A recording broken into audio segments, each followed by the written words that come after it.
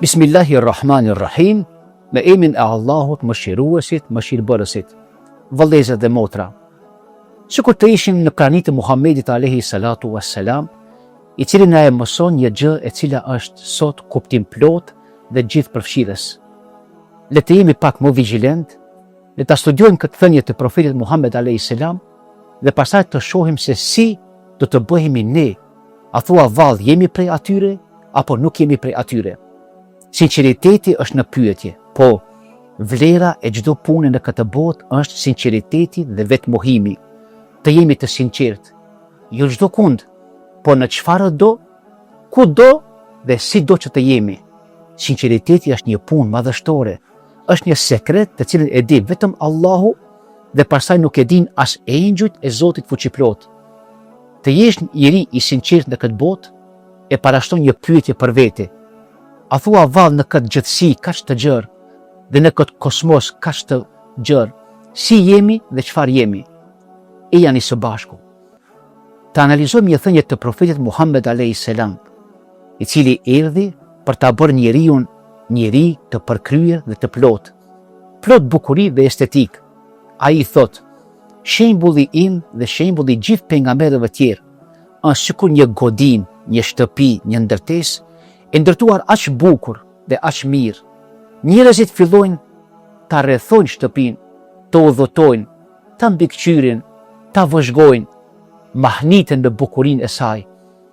Çdo cep i shtëpisë dhe çdo tull e shtëpisë është mahnitëse, por në një vend të vetëm mungon një tull, e cila është bukuria dhe estetika e saj. Thonë njerëzit: sa bukur që nga kjo shtëpi, sikur të ishte brenda kësaj shtëpie edhe kjo tull e vendosur dhe ta plotësonte bukurinë e shtëpisë. Dhe ne tani pyesim: vallë, a jam unë në këtë godinë të njerëzimit, në këtë ndërtesë gjithëpërfshirëse njerëzore? A jam unë ajo tulla e cila vendosem dhe e kompletoj bukurinë e saj? Muhamedi alayhi salam për vete tha: unë jam ajo tulla që e bëra të përsosur bukurinë e ndërtesës. Por tani ne kthemi vetes son. Ky rast, a thua, në çka na frymëzon? Sikur na thot Muhamedi alayhi salam: po ti që je, a thua vallë mund të jesh edhe ti një tull në këtë ndërtesë kaq të bukur dhe ta bësh edhe më të bukur dhe ta plotësosh atë më me estetik? Nga kjo e nxjerrim një konkluz, një mësim shumë të bukur. Edhe unë në këtë ndërtesë jam një tull e bukur, por megjithatë e kam të qartë. A thua vallë, ai i cili është pranë meje në këtë ndërtesë, edhe ai a është i bukur?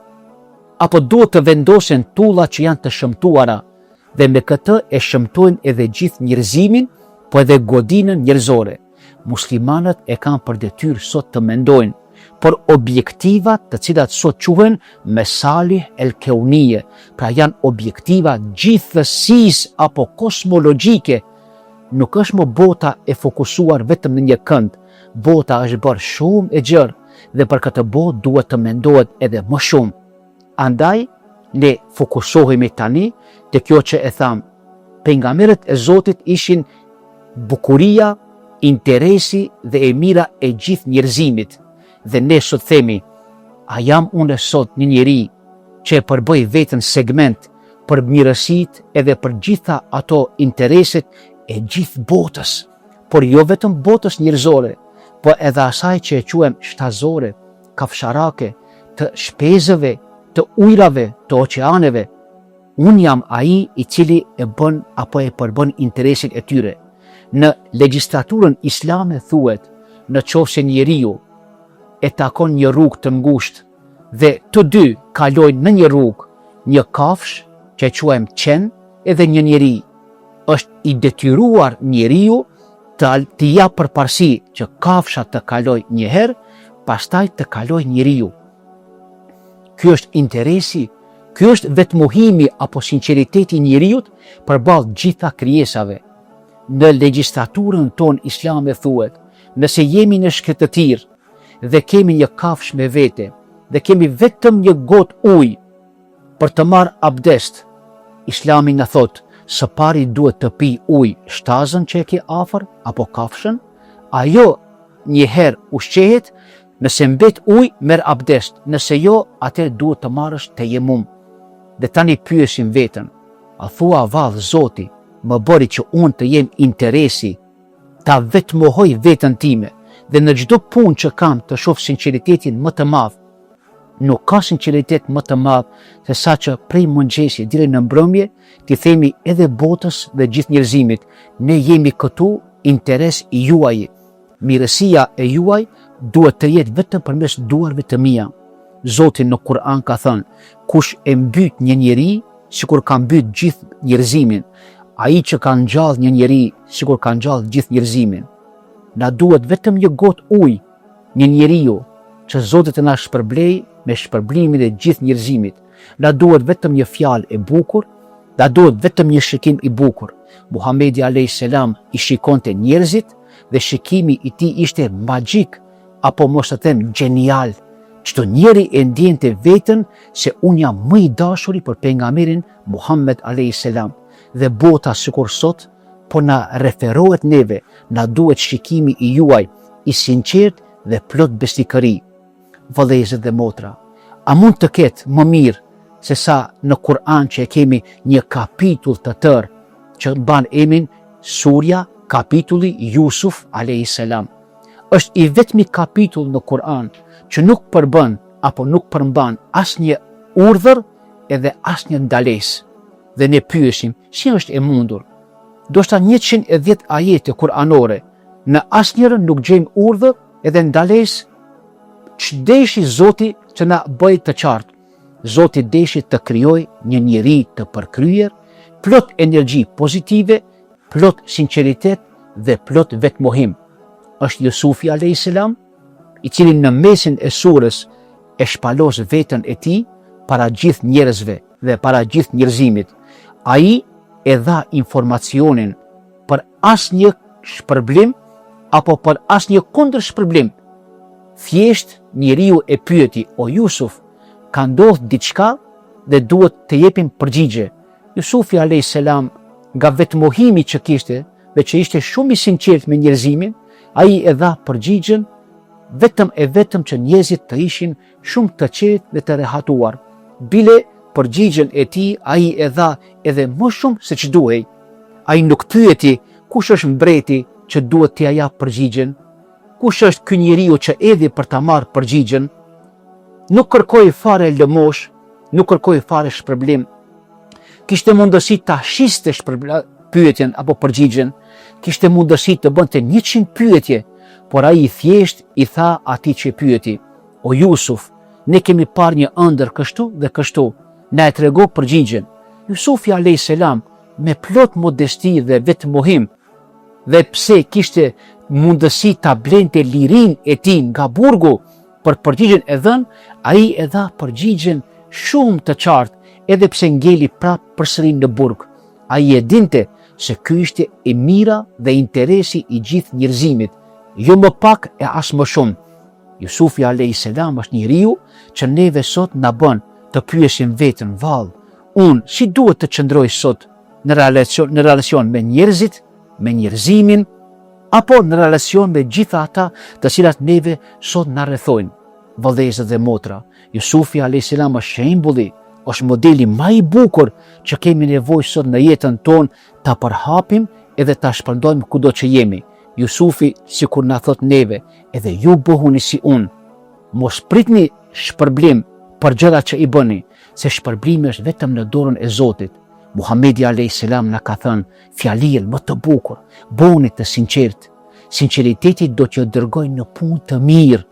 Muhamedi a.s. e quajti el birru në gjuhën arabe, ku shpjegohet fjala el bir, e kupton njeriu i cili këmbgul dhe mëton natë e ditë për ta gjetë gjëjen më të bukur dhe më të mirë dhe për t'ia dërguar njerëzve. Kurani famulart erdhi dhe na e tha më të bukurën, kushtetutën më të ëmbël për njeriu. Khudhil af wa'mur bil urf wa arid anil jahilin. O njeri, fal, vetëm fal, ditë edhe natë 24 orë, nëse duhet me 100 herë, dhe kur mos u pendo për atë që ke falë në jetë, qofshin me 1000 gabime në ditë. Zoti tha, wa'mur bil urf, Andaj edhe urdhëro vetëm për gjërat të mira.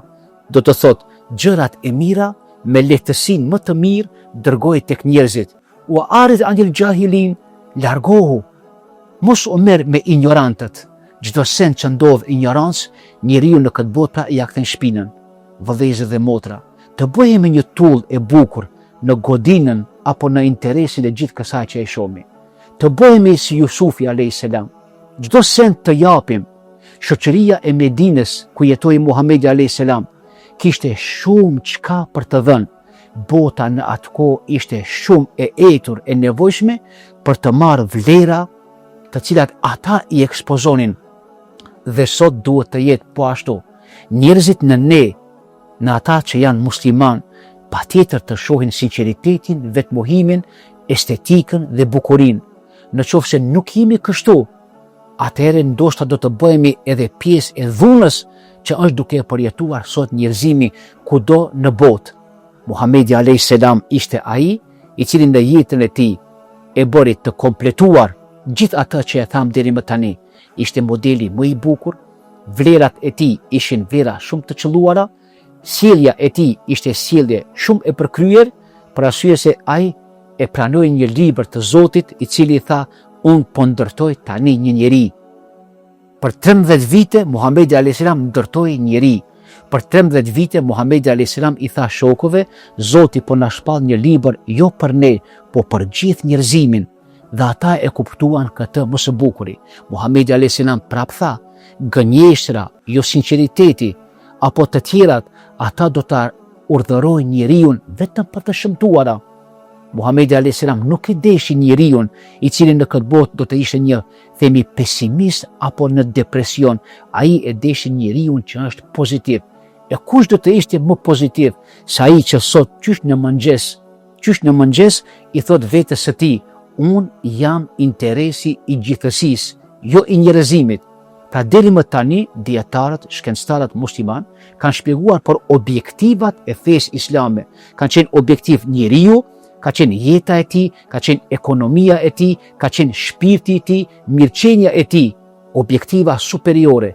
Tani e zbuluan edhe një mesalihu el keunie, pra intereset të cilat janë kosmologjike, apo janë të gjithësisë, apo janë në udhubillah që i te kalojnë kufit e njeriut dhe që i kalojnë pothuajse edhe në metafizikë. Pra ne jemi përgjegjësit kryesor të cilët sot duhet të javëm vetes çmimin. Ai çmim është njëra që quhet sinqeriteti dhe atë që quhet vetmohimi. Jeni të dakord se bota sot më së shumti ka nevojë që në njerëzit të shef sinqeritetin e plot dhe vetmohimin të cilën janë duke e kërkuar me ngulm. Bota pothuajse u përmbys apo u ngulfat në materie. Tani është radha e shpirtit dhe radha e botës së metafizikës, apo t'i hapim kapakët e Kur'anit famëlar dhe të shohim këtë libër që fillon me Elhamdulillah, falënderim Zotit, mesi i Kur'anit është felje të lattaf, tregohu i but, fundi i Kur'anit minen nas, njerëzimi. Zoti thot falënderimin me butësi dërgoje të gjithë njerëzimi. Njerëzit sot vërtet kanë nevojë të jenë shumë të sinqert. Dhe ne e dim ata që jetojnë me botën e diturisë, jo me botën e materies. Çdo gjë që ke bërë në këtë botë, një ditë do të shpaloset dhe ne do të mbetemi të habitur. Muhamedi a.s. na tregoi neve, një njeri ka mundësi të punojë një punë të vogël, që nuk e ka vë veshin fare hiç, por engjujt e shënojnë dhe e vendosin lart në qiell dhe ditën e gjykimit habitet njeriu me punën e tij të vogël. Unë se kam bërë fare për peshë, por ajo pas ka peshuar më shumë se ç'peshon dita edhe nata. Davudi a.s. tha një ditë, o Zot, si do të bëhet puna ime? Qaj ditë edhe natë, me sa vepra duhet të punoj për ta mbush gjithë atë peshore që e ke ti? Tha Allahu fuqiplot, o Davud, hiç mos u mërzit.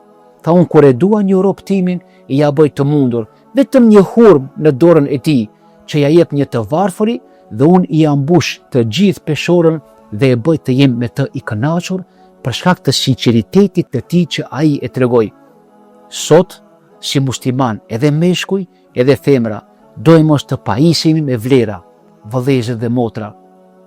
shtëpit e rënuara një ditë ndërtohen, qoftë edhe qytetet, por në qoftë se rënohen vlerat, ato kur nuk kanë për të ndërtuar përsëri. Dhe sot, përderisa po shohim rënim të vlerave, sot dojmë mos t'i kthehemi vetës dhe ta rinovojmë veten tonë, apo ta riformojmë, t'i kthejmë modelet në shoqëri të sinqertëve, t'i kthejmë edhe vlerat në shoqëri, që njerëzit të shohin sadopak një dritë më ndryshe nga ajo siç kemi jetuar deri më tani. Uroj që të gjithë të jeni të bekuar nga Zoti i Madhreshëm. Zoti ju shpërbleft me gjitha të mira. Falënderimi takon Allahut fillim dhe fund.